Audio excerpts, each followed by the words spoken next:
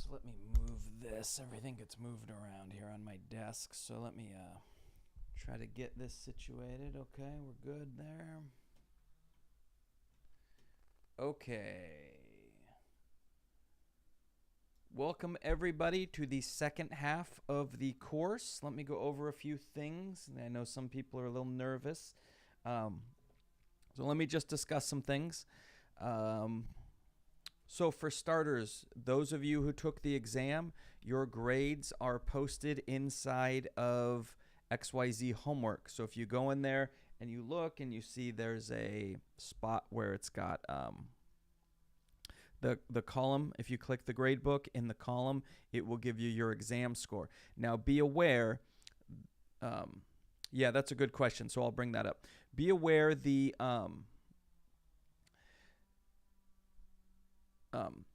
score that you see, if it shows an overall score in the gradebook and XYZ homework, that is not your overall score in the class. That is only showing homework scores and test scores. Remember, that's only 80% of your grade. So that gives you a pretty good indication of where you're at in the class, but just be aware that is not your official class grade.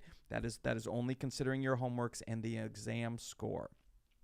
So the question was asked here in chat, why is it out of 10? So basically I put a slight curve on there. So what I did was I took the top 3 test scores and I averaged them. And I think the top 10 scores were, what were they? I forget exactly what it was out of. But I took the top 3 scores and averaged them, and it came out to that value of 10. So that sort of is a slight bit of a curve. You know, curve can kind of mean whatever a teacher says it means. But so there was, I think there were 13 points possible on the exam. So a couple of you, 1 or 2 of you, may have actually scored above that. So you might have over 100% on the exam. But that was this average of the top 10 scores. So that means that it was your score out of 10. So there was a lot of 7s and 8s. Which means quite a few of you that would be a passing score, right? If you got 7 points out of 10, that would be considered passing. That's a 70%, so that would be good. So I think that puts things in a pretty good place. What I will mention is I noticed in a number of my classes, some people have better scores on the exams than the homework. You don't want that, right? I mean, the homework, and I know it's very busy in the summer. Everyone's working very hard. But the homework, if you just put in some work, you can raise that homework score. With tests, you're kind of stuck. Whatever you got on the test is kind of what you got. But with homework, you can continue to raise those homework scores. So make sure you're paying attention to those homework scores because you can really raise your grade then. If you got a passing grade on the exam, maybe your homework's a little lower than it could be. Raise that homework grade up, and it will move your grade in the class. Right, that will be good. So that's where we're at with that. Out of 10 points, it's listed on the XYZ homework. Now, here's what I'm going to say. I'm going to have to change my plans about how the testing was done. So here's the situation. As teachers, we are trying to learn what new teaching since COVID means and all this online teaching, and we're trying different things specifically in math classes. And in life, you try new things, and sometimes they work great. Sometimes you have to make improvements.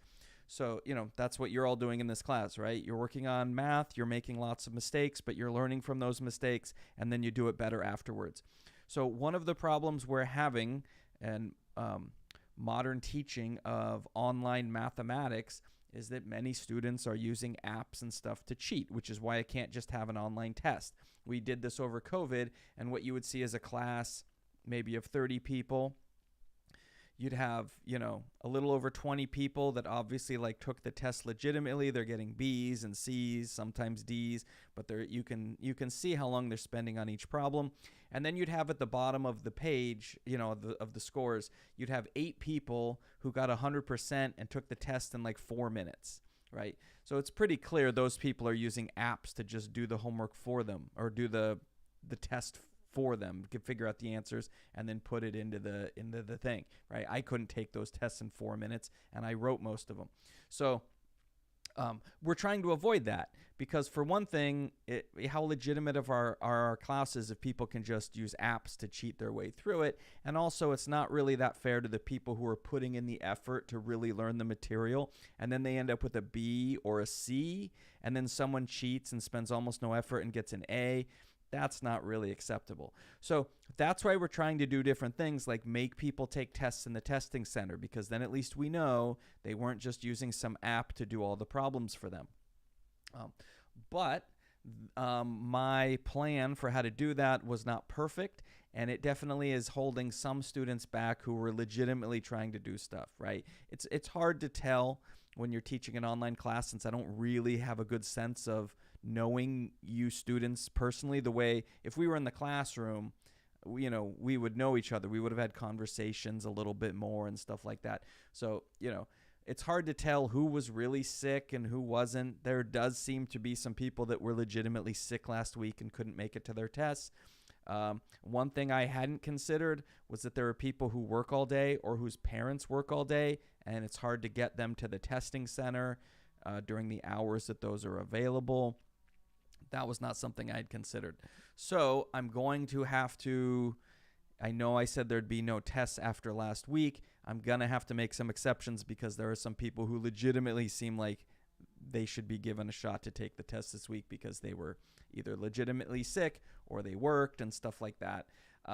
So I have instructed the testing center to allow people to take the test this week. If you have not already taken the test, you can take it this week. Also, I'm considering having a night option. The testing center is not open at night, but I got some emails from people who said, I work 9 to 5. I can't get to that testing center in time. Is there any other option? So if you contact me, I'm only going to do this by sort of if there's interest in doing this. Contact me through Canvas messaging.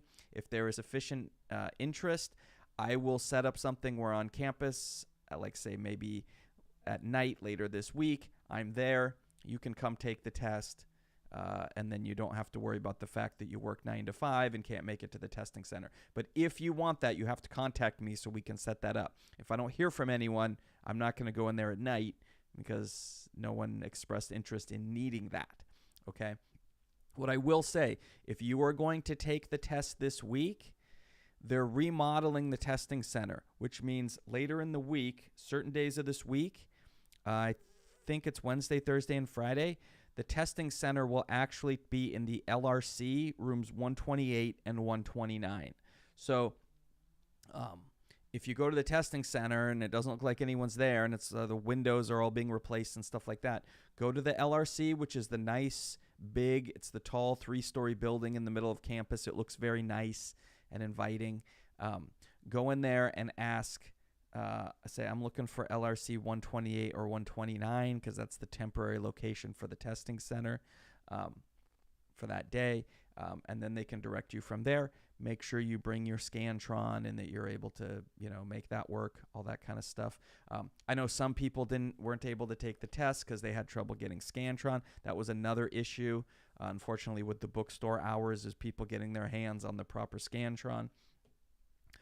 So that was another issue. So if you had any of those issues, I don't love extending that date for the tests.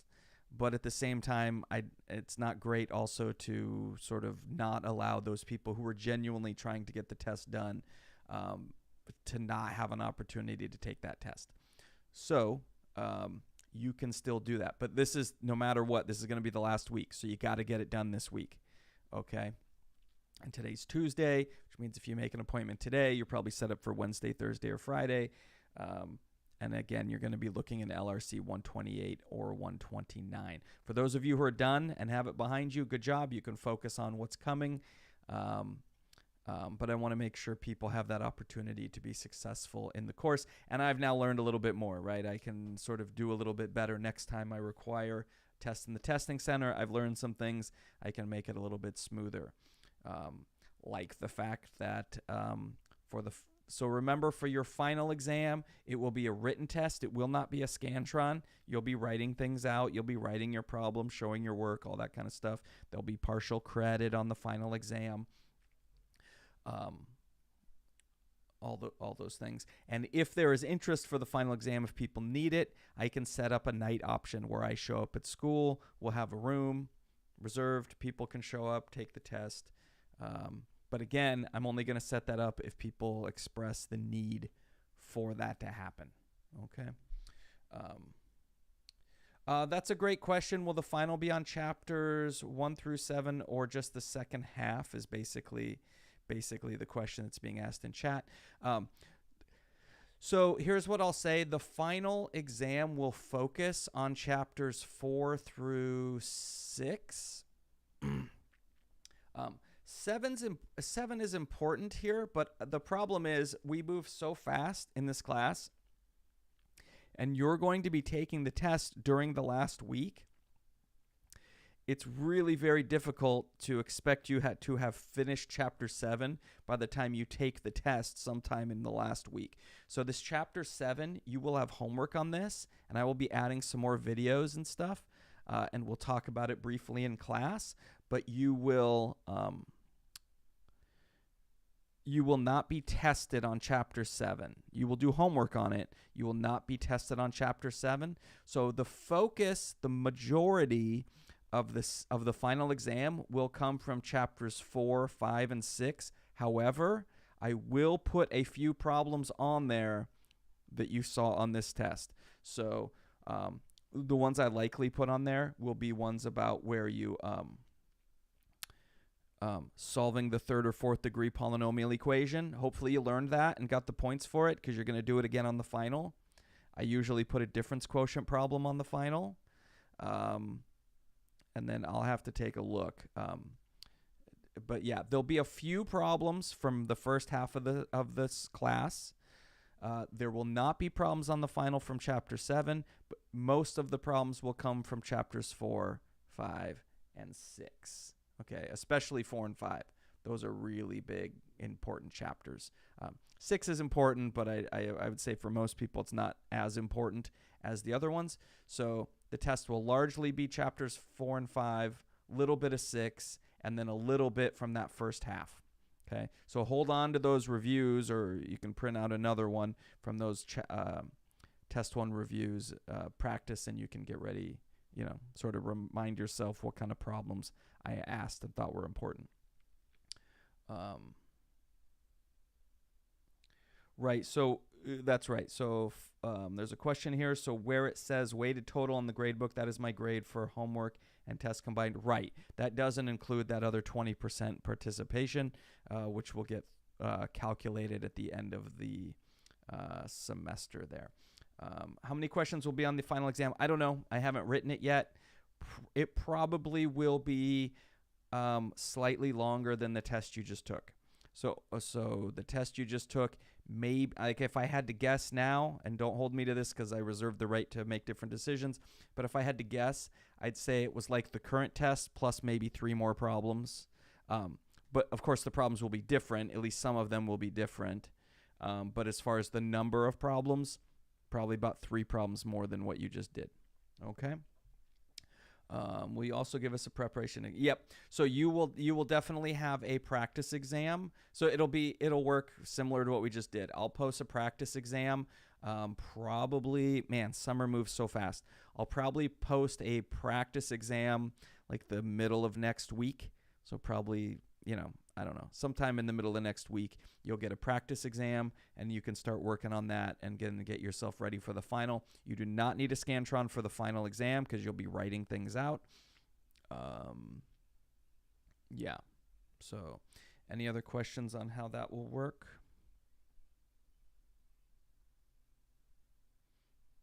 No? Okay. Feel free to ask questions if you have them. I know I have been getting emails from students or messages from students saying, please don't drop me. I know I'm a little behind, but I'm taking the class seriously. That's good. That's one of the things I will consider when I do drops, right? Is if a student has said, no, I'm still working hard. I'm still doing what I can to get caught up. I know people have things go on in their lives. people get busier than they expect to be. I just ended up having to drop one of the summer classes that I was taking, to learn how to do some stuff. I had to drop that class, unfortunately, because I'm sort of overloaded with work at the moment. So I get how it goes. And I remember what it's like being a student, and I was waiting tables at 2 a.m, and then I had a 7:30 a.m. chemistry lab.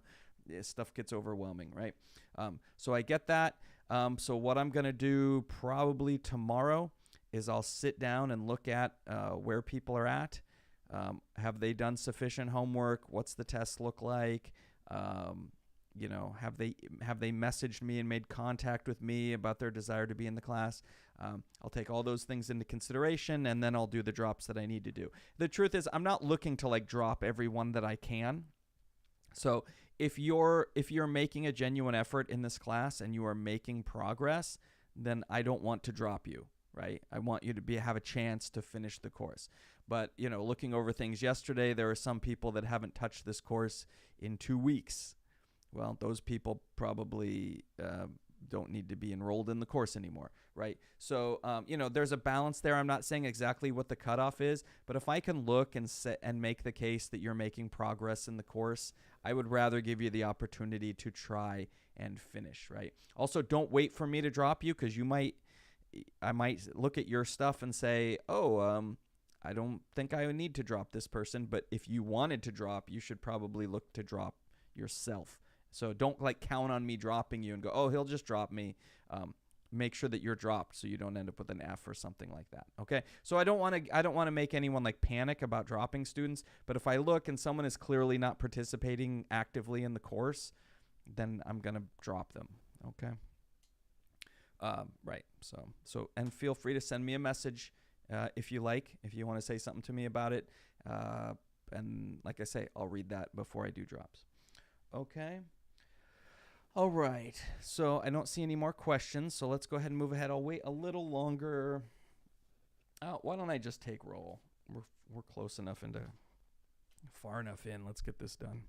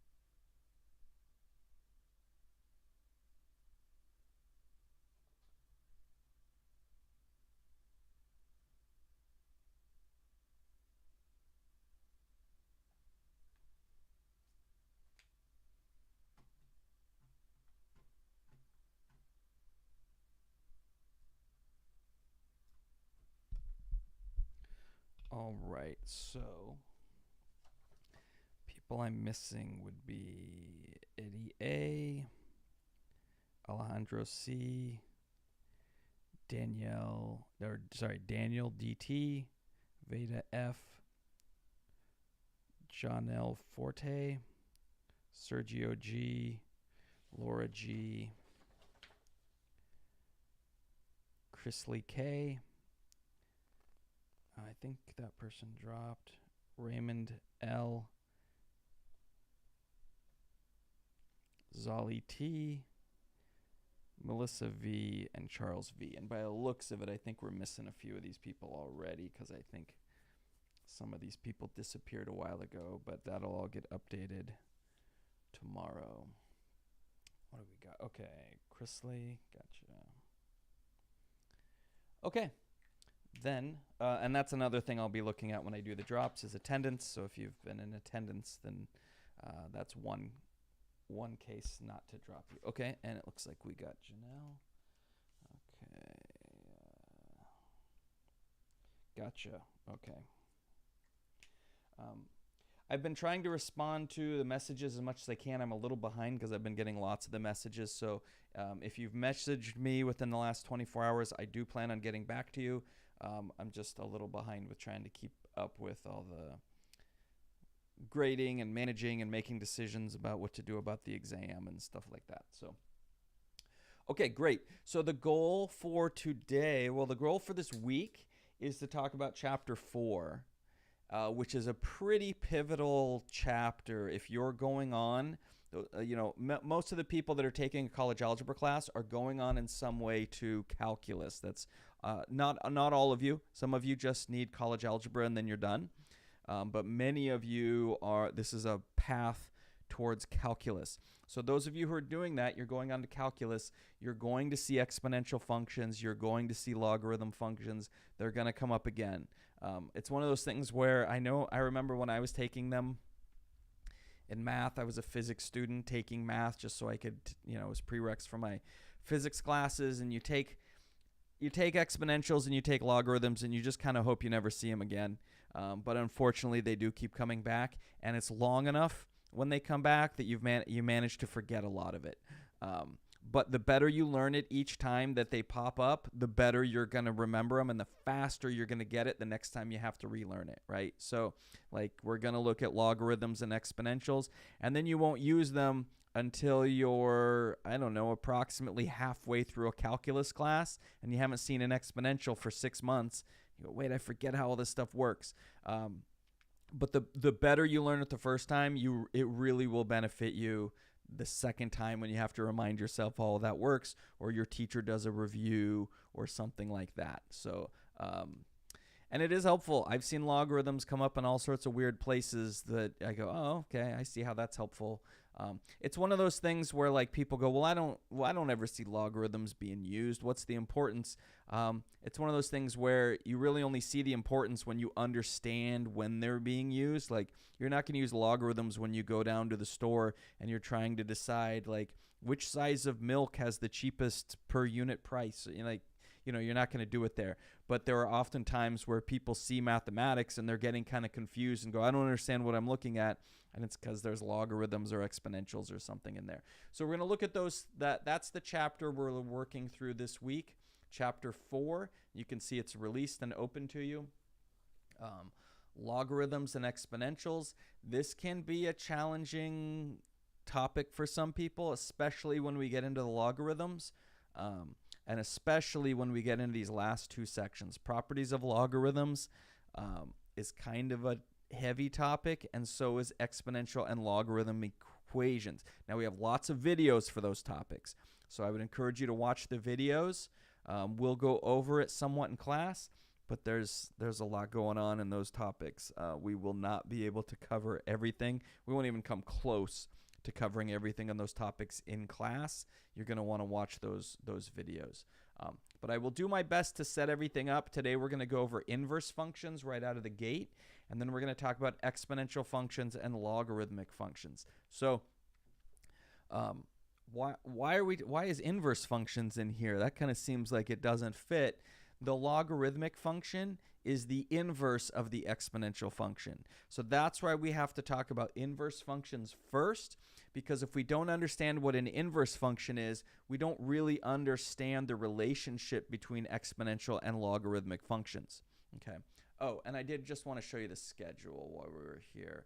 So here's our schedule. So what we've got, chapter 4 is due Monday. So you've got 5 sections from chapter 4. So we'll talk definitely about chapter 4 today on Tuesday, and then we'll continue to talk about it on Thursday. That'll set you up for the homework that's due Monday. That gives you a little bit extra time to keep working on it.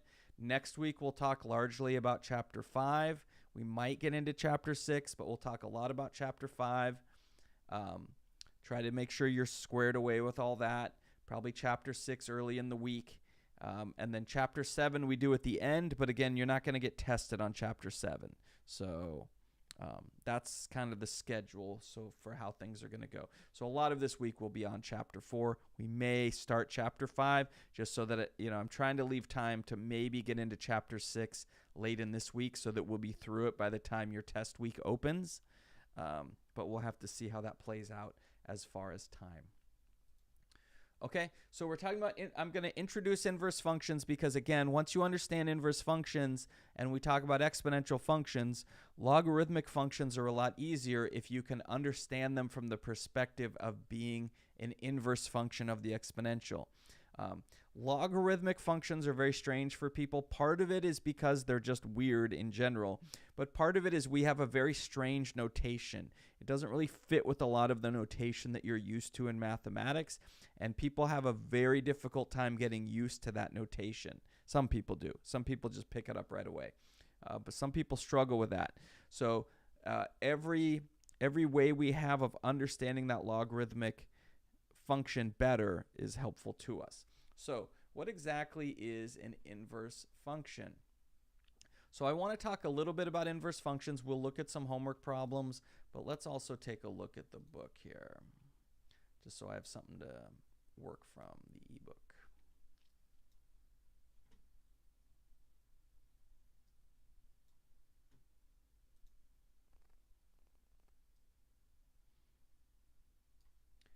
Let's see, do they have a good picture in here? I'm sure, yeah, they do. Good. Okay.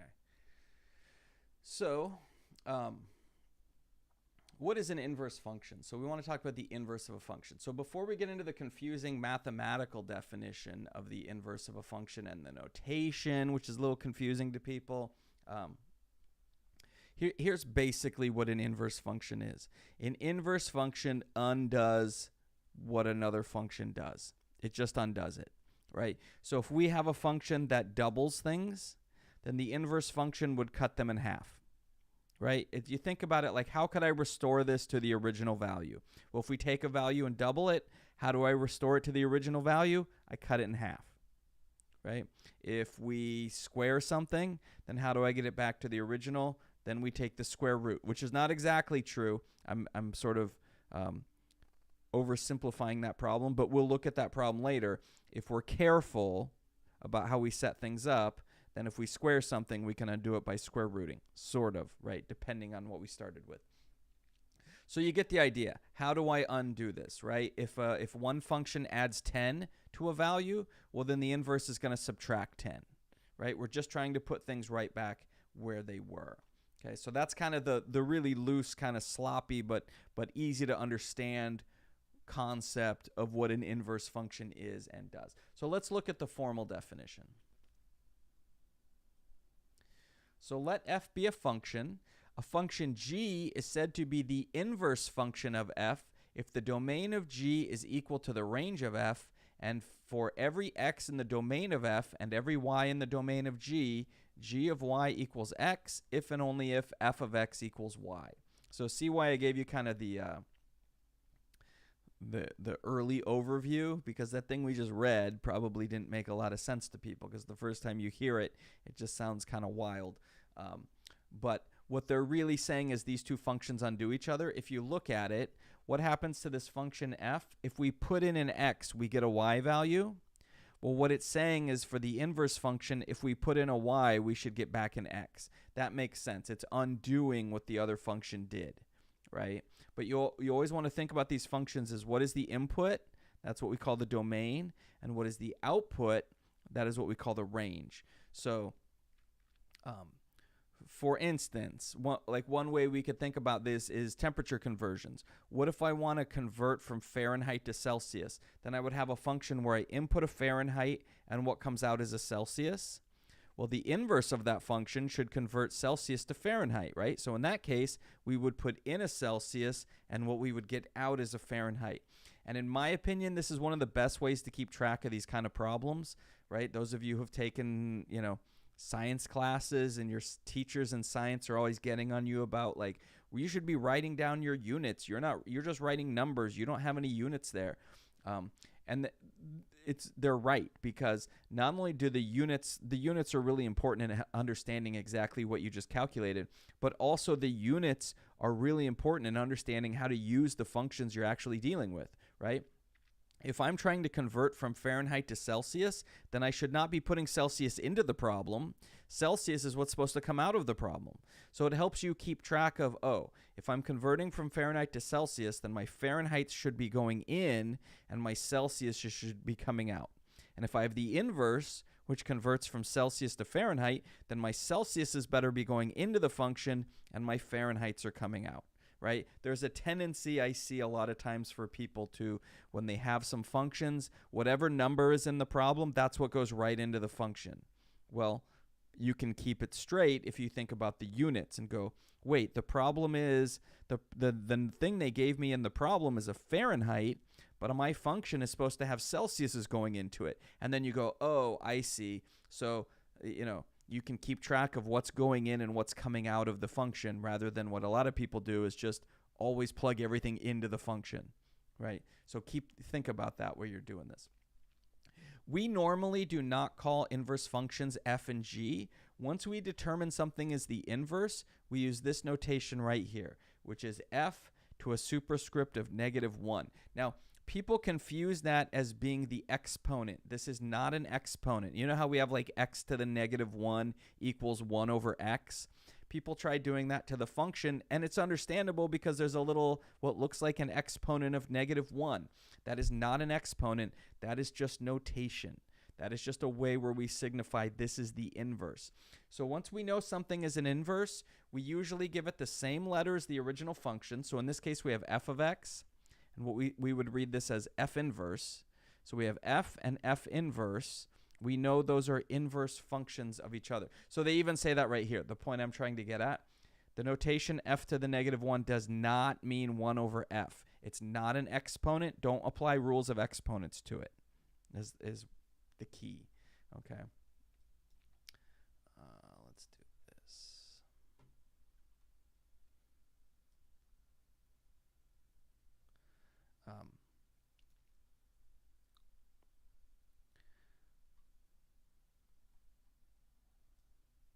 So here is some more confusing notation, but this is actually how you verify in real life that something is in fact a function. We will have some shortcuts that will work most of the time to tell us whether something is an inverse, but if you ever really want to be strict about proving something is an inverse, here's how you do it. You use composition, which we talked about. I don't remember what chapter it was in, but you had a problem in the test with composition. So here's the idea. We've got a bunch of x values, and then over here we have the values that go through f. So you take your x's, you plug them into f, and they become f of x's over here.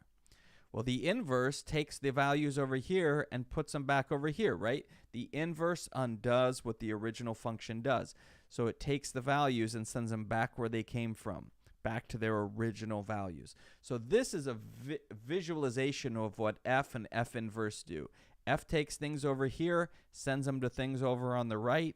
F inverse takes things on the right and sends them back over to the left. So maybe the red blob here is Fahrenheits, and the blue blob is Celsiuses. So if you have a Fahrenheit, your function f converts it to the Celsius version over here. Well, then our inverse would take that Celsius and convert it back to the Fahrenheit that it represents, right? That's one way that we can think about inverse functions.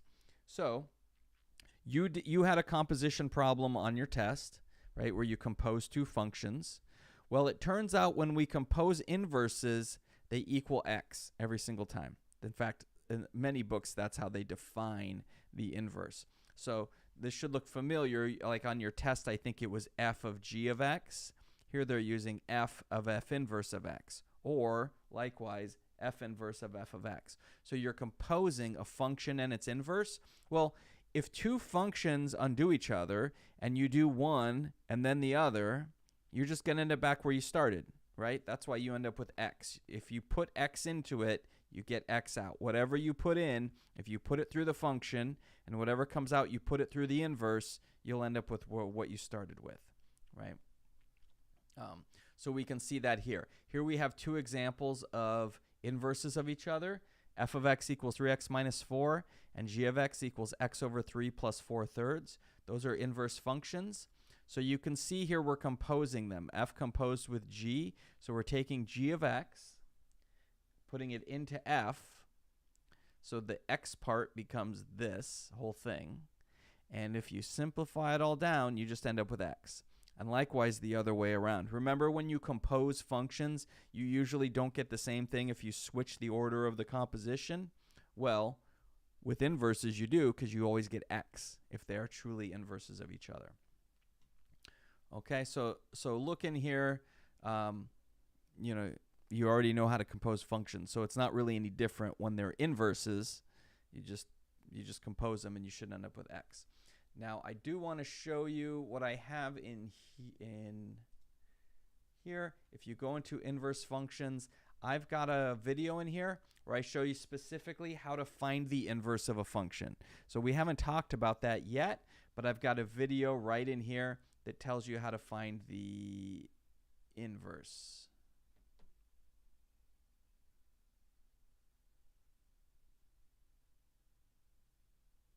Right. So you follow along, make sure you know how to find the inverse of that function. And we can, anyways, so you can do that. There's a few other videos on inverse functions and discussions about them, but this one tells you explicitly how to find the inverse. So we've got that. So you've got that video in there waiting for you.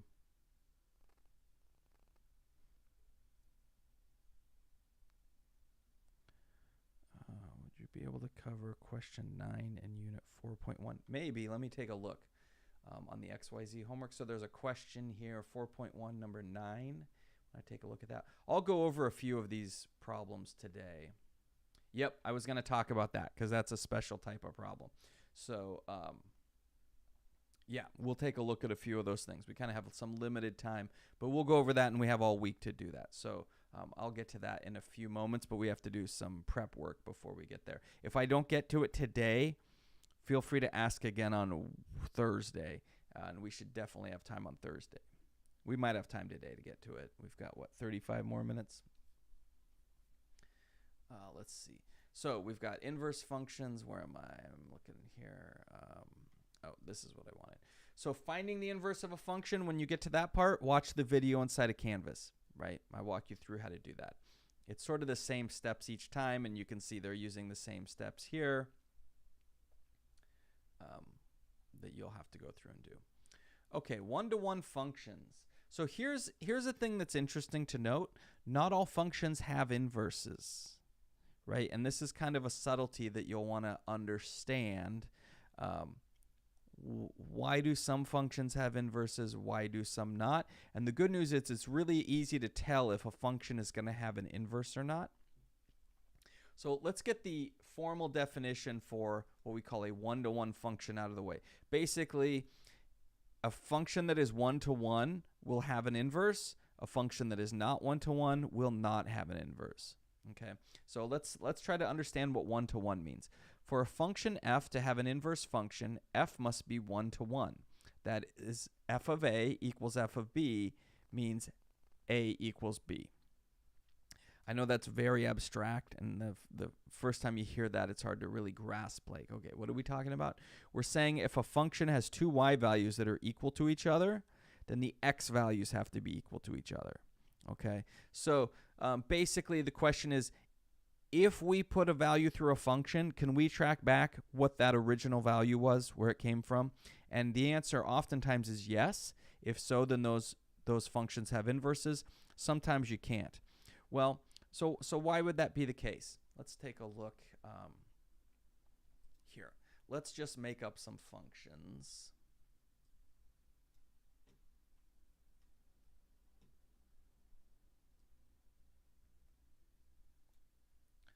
Let's go down to here. So let's say I've got the function f of x equals 2x.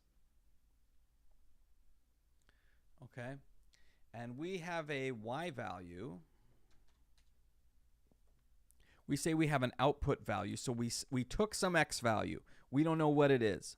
We put it into our function, and our output was 10.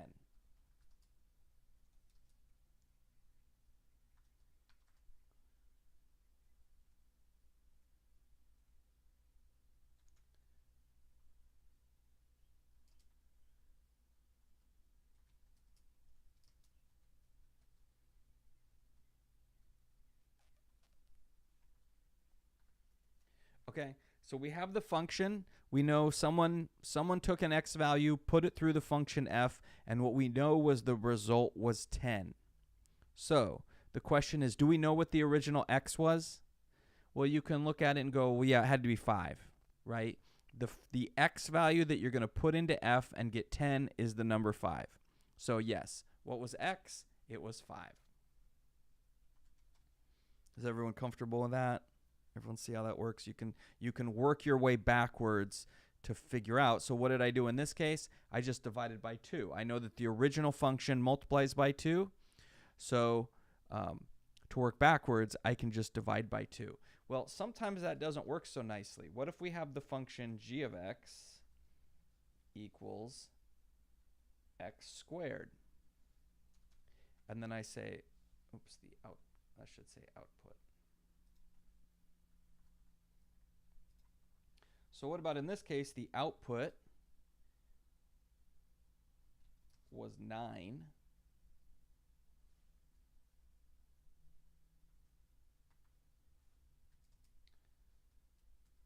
What was x? Okay, so in this case, can we do the same thing that we did with the previous problem? When f of x was 2x and we knew the output was 10, we were able to just work back and say, well, the original number must have been 5. What about here? If g of x is x squared and the output was 9, then what was x? And some of you are saying 3. Well, it's 3. If you square 3, you get 9. But some of you may have recognized, yeah, but how do we know it wasn't negative 3? Because 3 squared is 9, but negative 3 squared is also 9. So how do we know which one it was? And the answer is we don't. We cannot work backwards through the x squared function. If we know what the output is, we cannot work backwards to figure out what the original function was, because in this case we have two possibilities. The original value could have been 3. The original value could have been negative 3. I don't know which one it is, right? So we say that this first function, f of x, is a one-to-one function. Every y value has exactly one x value that maps to it.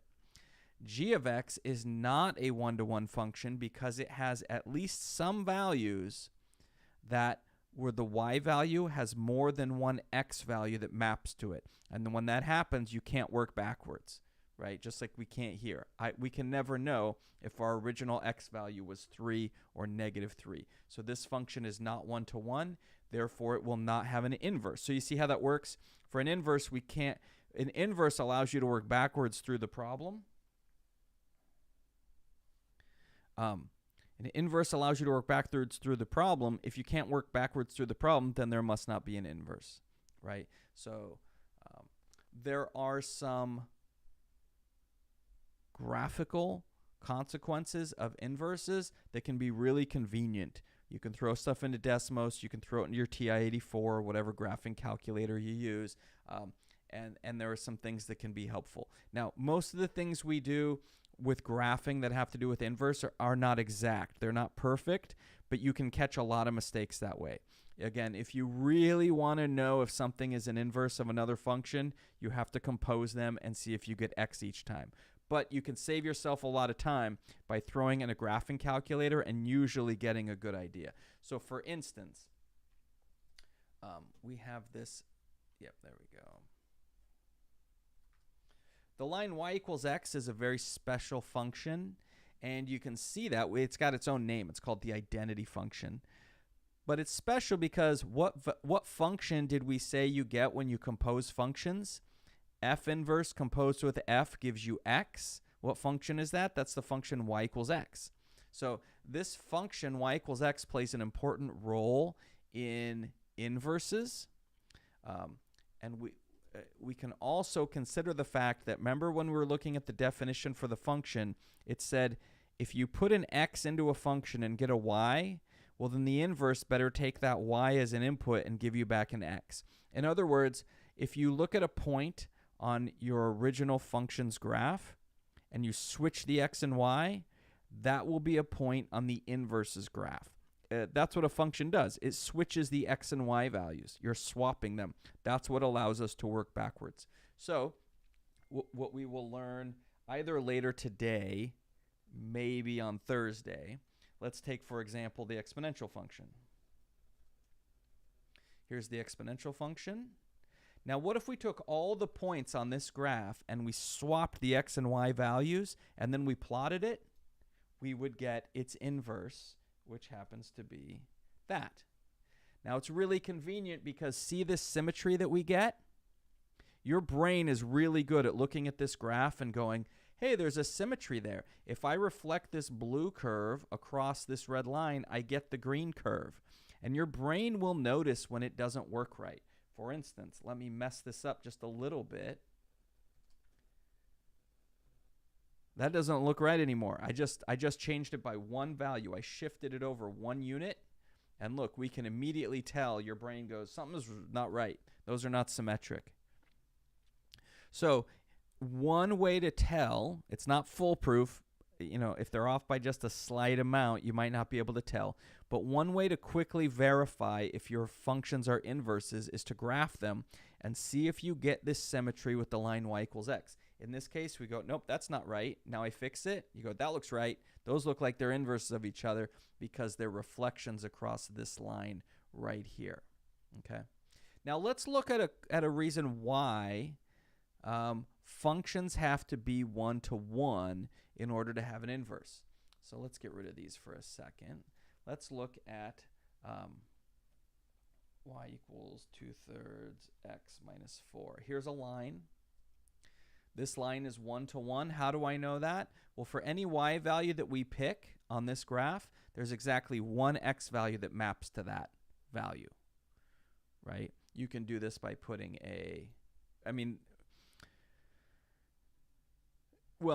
we check functions by using the vertical line test. You can check for 1-to-oneness by using the horizontal line test. And the reason we have the horizontal line test is that it's what you get when you reflect the vertical line test across that line y equals x. It sort of gives you it's the same reasoning. So if I pass a horizontal line over this, notice how it only ever hits the graph once? That horizontal line test is telling us this thing must be 1-to-1, therefore it has an inverse. Let's look at something that's not. We're back to our example, y equals x squared. Remember we looked at that a few minutes ago and said it doesn't have an inverse because we can't look backwards. If I know that my output, my y value is 9, I don't know if the input is 3 or -3. We'll look right here at 9. We can see at 9 right here, yep, 3, 9 is a point on our graph. If I can get it right. I can't get it quite right. But 3, 9 is a point on a graph. -3, 9 is a point on the graph. We don't know which x value got us to that y value. Therefore, this is not 1-to-1. And sure enough, notice if I've got my horizontal line, if I pass my horizontal line over my graph, notice how it hits in 2 places at once. It's failing the horizontal line test. Therefore, it is not 1-to-1. Therefore, it does not have an inverse. Okay. Now, there's things we could do, possibly, to fix a problem like this. Say we really, really wanted an inverse for this function. And we're looking at it and saying, well, you know, for the problem we're working on for our business, negative x values don't make sense. So what if we just cut away the part of the graph that we don't care about? Okay, well, let's try that. So we only want the x values that are greater than 0. Notice what it did. It said, oh, you just want the right half of the graph? And look, now this thing is 1-to-1. We only ever hit it one time, once at a time. So this graph does have an inverse, whereas the other one, the full version, does not. So this purple graph does not have an inverse. This red one does. And that's what the problem that was asked about a few minutes ago in the homework. See if I can find it right here. Problem number 9. That's what they're having you do, is they're having you say, find the inverse for when x is greater than or equal to 0. They're limiting you to just the part that makes that thing have an inverse. That's what this x greater than 0 part is. And if you want to know how to actually calculate that 3x squared plus 2, how do you find the inverse of that? That's the video that I have in Canvas. So follow along with that video. There's also examples in the book. I don't want to go over it right now because I'm super low on time and I want to make sure people have enough to really start to make progress into this chapter. But check those videos. There's lots of examples available to you for how to find the inverse for a function. But the key to this problem, the thing that makes it tricky, is you have to recognize you're restricting the domain on the original function, which is basically what we did here. By instead of having this function, we just restricted it to the right half. Okay? Because watch what happens if we go to, remember our line y equals x? Look what happens if I take y equals x squared and I invert it. I get x equals y squared. So if we take that reflection across this line y equals x, we get this blue curve. And what's the problem with this blue curve? It's not a function, right? Because it fails the vertical line test. Here we have a vertical line. We're passing over the blue graph. It fails the vertical line test, meaning it's not a function. So if your original graph, the one we start with, which is red, if we try to find the inverse of that, we end up with something that is not a function. And usually that's a problem. Usually we don't like when things are not functions. Okay?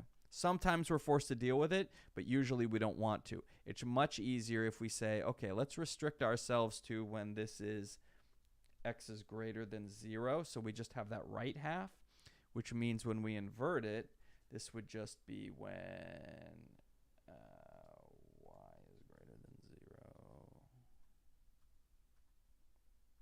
Keep hitting the O for some reason. Then we just get the blue part. See how you see the symmetry? But also you can see if we reflect this red line, we get this blue line. It is the inverse. Okay? So visualizing these inverse, having some type of graphing utility can be very helpful in figuring out what's going on with these things. Let's see if there's any other things I wanted to mention here.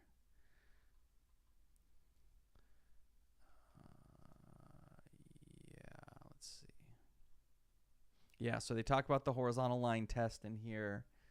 I kind of just showed you that.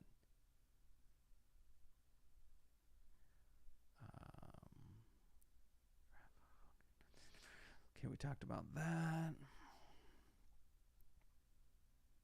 Restricting the domain, we just kind of did that with cutting that parabola in half.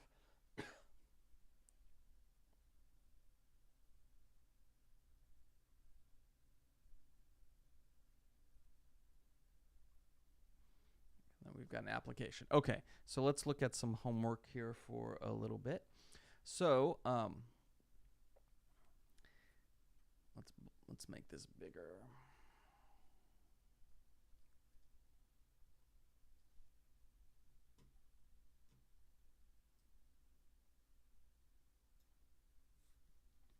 So here they give you a function and its inverse, and you're just evaluating those functions. So it's really just a matter of taking, here we take 8, you're going to plug it into f.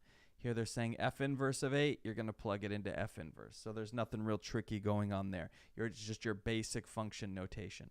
Now here we have, remember, part of the reason that people get confused with functions is because we have so many ways of visualizing functions. We can visualize functions this way, where we just give them names and give them a rule. We can represent functions as a table. We can represent functions graphically like we did earlier, where we had the kind of red blob and the blue blob, and the f and f inverse were going back and forth between those two areas. That can be a little confusing. So here, just remember, this function takes these x's and turns them into these y's. Well, then the inverse should take these y's and turn them into these x's. That's what that you want to remember. We've talked about that a few times. If f turns 5 into 10, then f inverse better turn 10 back into 5. Right? They're inverses. They're undoing each other. So what's the question here? Could the following table of values represent ordered pairs from a one-to-one function? No. How do we know that? Well, we have two y values here, -1, that are the same. So you could argue that's one y value, but they're two different y values, but they're the same number, right? They have the same value, but we have two different x's that go to that y value.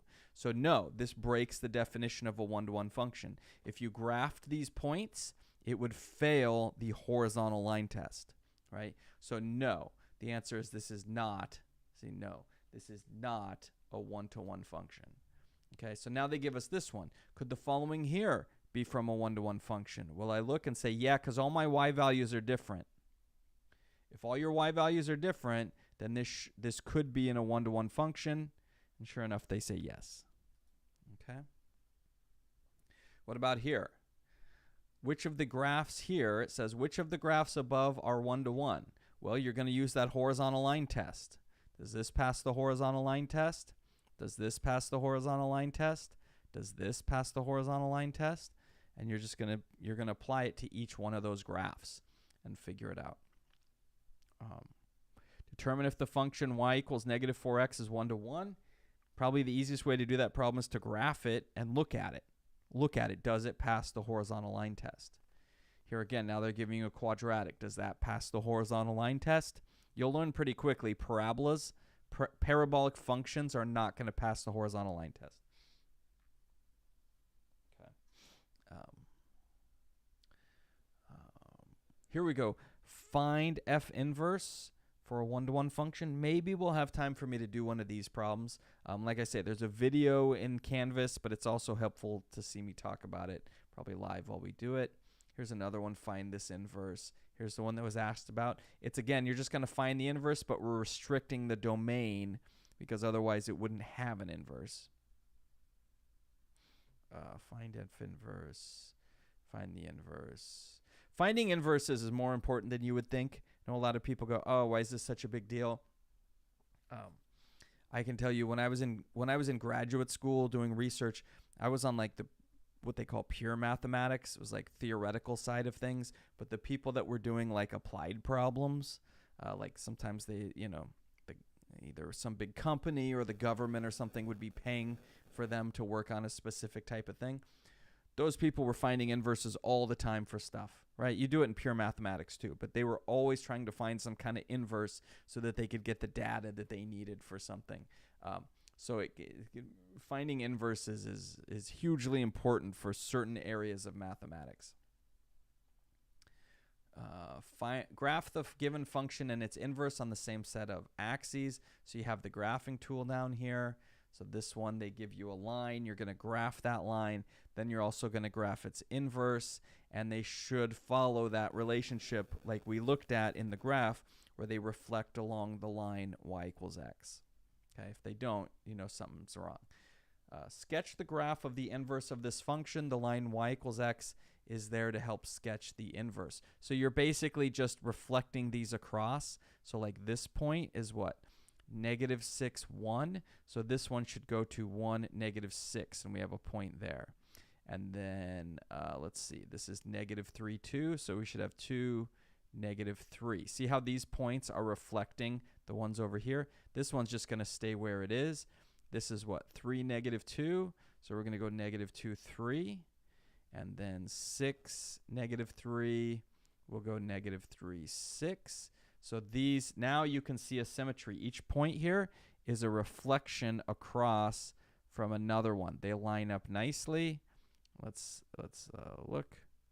Yep, that's where I got them, right? Okay, so you're just using that symmetry with respect to the line y equals x. Reflect across that. Okay, what do we have here for 15? Use the values listed in the table below to evaluate or solve. So we want to know, so they give us the function f of x, right? So this is a function that takes x's and turns them into y's. But then they're asking us about f inverse of 3. Well, let's think about that. The function, we're taking a 3 and plugging it into f inverse, but the x's for f are the y's for f inverse, and the y's for f are the x's for f inverse. So if they're asking us about f inverse of 3, that means we want to know what 3 becomes under f inverse. So that means we want to know what becomes 3 under f. And it looks like that answer is -3, right? F turns -3 into +3. So f inverse should turn +3 into -3. So the answer here should be -3. And we'll look. Yep, -3 is our answer here. Okay. So see how that works? Just think about it in that way that we talked about, where the x's and y's for f and f inverse are switched with each other. So really, you're just sort of thinking about this backwards. We're used to looking at x's and turning them into y's, but f inverse does the opposite. It takes that output and turns it back into the original thing. Let's see, 16. The graph of f of x is shown below. F inverse of f inverse. Find f inverse of f inverse of 5. Oh, so f is shown. So yeah, again, you're just going to juggle those x's and y values till you figure out like what's what. So figure out what does f turn into 5s? Well, we go up here to 5. It looks like it turns a 4 into a 5. So you've got a point on the function f is 4, 5, meaning a point on the f inverse would be 5, 4. So then just sort of think of, just play around with those and think about what they are. Okay, so it looks like I have enough time to do one of these inverse problems, which I think is probably going to be helpful to you. So which one do we want to do?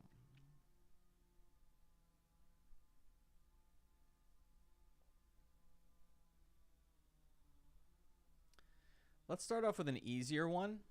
Let's start off with this 2x plus 9/8. In fact, I'm going to make it even simpler just so I can show you a little bit better. Let's just go through a problem that I'll make one up here. So let's say find the inverse of f of x equals 3x minus 2. Okay, so I'm making it slightly simpler just so I can not have to keep writing fractions every single time. It would work the same way with fractions, but it takes longer for me to typeset the fractions when we're doing these. Oh, let me move this over. Okay, find the inverse of f of x equals 3x minus 2. Now, the process for finding an inverse involves 4 steps. 3 of them are trivial. They're super easy to do. One of them ranges from easy to hard to impossible, right? If the inverse doesn't exist, you're not going to be able to do step 3. Sometimes step 3 is easy. Sometimes it's not so easy. So here's your steps for finding the inverse. So, oops, this makes it a little tricky to write. There we go. I should be able to make that work. So step 1 is write f of x, right? F of x as y. Basically, we're taking that function notation and we're turning it into an equation because it's a lot easier to use equation notation in this setting. than it is to use function notation. Okay? So for us, actually, let me go ahead and write it right here. This then would become y equals 3x minus 2. So you can see there was nothing tricky that happened in that step. We literally just took where it says f of x and we rewrote that as a y, right? So nothing like complicated going on there. It's sort of just mindless replacement. Take out the f of x, put in y. We're just replacing it, right? Okay, step 2 is to swap your x and y. Now, you might have more than one x and y that need to be swapped. You really shouldn't have more than one y, but you might have more than one x. So you turn all the x's into y's, you turn all the y's into x's. So for our problem, this would become x equals 3y minus 2. Again, there's nothing tricky going on this step. You literally just rewrite it. Anything that was a y, you write as an x. Anything that was an x, you write as a y. Now, most people don't stop and think about why we do this step. What's the point here? But you've heard me mention today throughout the lecture numerous times that the inverses have the x's and the y's swapped, right? We saw that graphically. That's why you get that symmetry. That's why we've used it in a few different ways today. Well, this is just doing that algebraically. We're literally swapping the x's and y's. So while we were doing that for specific points on the graph, this just swaps all the x's and y's immediately, right? So, so this just becomes x equals 3y minus 2. So you can see nothing we've done so far is tricky or like confusing, right? You're literally just sort of follow this step. Like there's not much thinking involved. Just turn your f of x into y. Now change your x's into y's and your y's into x's. Okay. Now's where step 3 is where things can get complicated. So on the homework, the hard inverse is defined. This is the step that's going to be harder. For the easy ones, this is the step that's going to be easier. So we want to solve for y. So we've got x equals 3y minus 2. Okay, so the first thing I'm going to do is add 2 to both sides. So I get x plus 2 equals 3y. Right? So I'm trying to isolate y. Okay, so if I want to isolate y, I'm going to divide both sides by 3 now. So I'm going to get a fraction in this case. That's okay.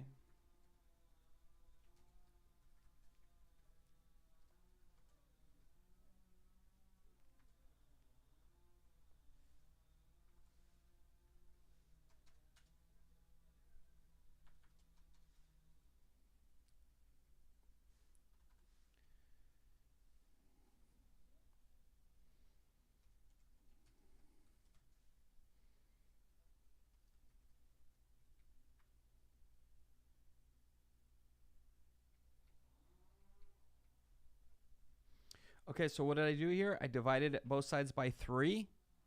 You could also write this as x over 3 plus 2 over 3. Just depends on how you want the thing written and how they want it in the answer form. But we see we get x plus 2 over 3 equals y. Most people like to write the variable on the left, so all I did was switch that. So it says y equals x plus 2 over 3. So that's the hard part. In this case, it wasn't too hard. Your last step, again, step number 4 is an easy step. You turn your y into function inverse notation. So since we started off with f, we're going to use f inverse to represent the inverse. So this will be f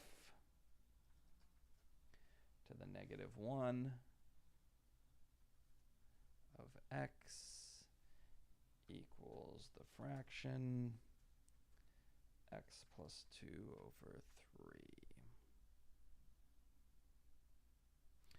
Okay, so now we have found the inverse. So step 1, replace f of x with y. Step 2, swap all your x's and y's. Oh, I didn't write it out here. Let me write it in just so you have it. Step 3 here was solve for y.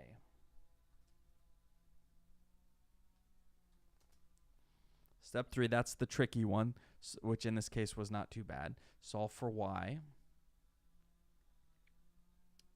And how do we know? There's so many places to make a mistake in this problem. It is so easy to make a mistake. You divide wrong, you do one little algebra mistake, and your whole problem's wrong. So how do we just very quickly verify if this is right or not? Well, throw them into a graph. So let me get this out of the way here. Let's just verify that those functions we found, we'll know very quickly if they are inverses or not. So our original function was y equals 3x minus 2. And then we're going to compare that by reflecting across y equals x. And we ended up with our inverse was y equals x plus 2 divided by 3. And sure enough, that looks good, right? Your brain immediately understands that symmetry looks correct. Okay, look if I made one mistake here, if I made one addition mistake and I made this a 4, it doesn't look right anymore, does it? Your brain immediately knows something's not right. That doesn't look right. So if this was a 3, that looks right. Or what if I had made this a 1? Something's not right. Your brain knows there's a problem there. And whoop, this one, yep, that looks right. So it's really helpful to be able to graph these things. A heads up, if you're graphing them on the TI-84 screen, that because that screen is rectangular but it's scaled to be square, in other words, your width and height is 20 on a TI-84 by default, but the screen is naturally wider than it is tall.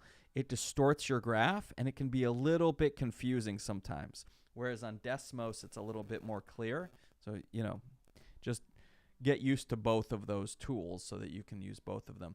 But in this case, we can immediately see, yep, my inverse is correct because that symmetry across the line y equals x is correct. That was done in the correct way. Okay? So when you have to find the inverses of other problems, you do the same 4 steps.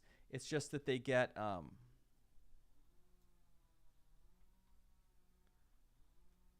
didn't update. There we go.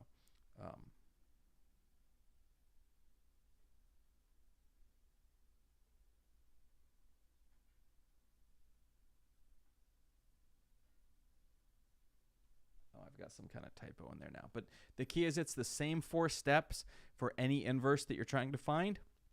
If you want to see a more complicated version of finding the inverse, it's in there in Canvas for you. Okay? So that's inverses. I think the introduction to exponential functions, many of you can get just from watching the video and working through the videos that accompany the problems in the homework. But I will talk more about exponential functions on Thursday, about exponential functions and logarithms. And then I think we probably won't have time to cover those 2 more complicated sections. But there's tons of videos for those. So I'll give you an overview, but then you'll have, where is it? The properties of logarithms and exponential and logarithmic equations. You're going to watch the videos in Canvas more to get those. Okay. Okay, so with that, we're kind of out of time. So if you're someone who still needed to take that exam, make your appointment immediately. We cannot extend this into next week. There's just the course is moving along, right? So make sure you get that taken care of. Keep in mind that the testing center today is being remodeled, or this week is being remodeled. So if you go Wednesday, Thursday, or Friday, be ready to check in LRC 128 and 129 for your for where the testing center is, where they've temporarily relocated this week. Make sure you bring your Scantron 825-E. Make sure you have that taken care of. You can get them in the bookstore. Bookstores open from 10 to 2 Monday through Thursday. They are not open Friday. And then, yeah, so anyone who wants to speak to me directly because you have concerns about the test, you have concerns about whatever, feel free to do that. There's still a couple people I have not been able to respond to yet. I will try to get a response to you today, maybe later today, because I do have an afternoon class I have to teach. So we'll see how time goes. Otherwise, I'm going to shut down the YouTube stream. Anyone who wants to talk to me, feel free to jump into Zoom, and I'll answer all your questions and talk to you about whatever you want to talk about. Okay, thanks, everybody. Good job.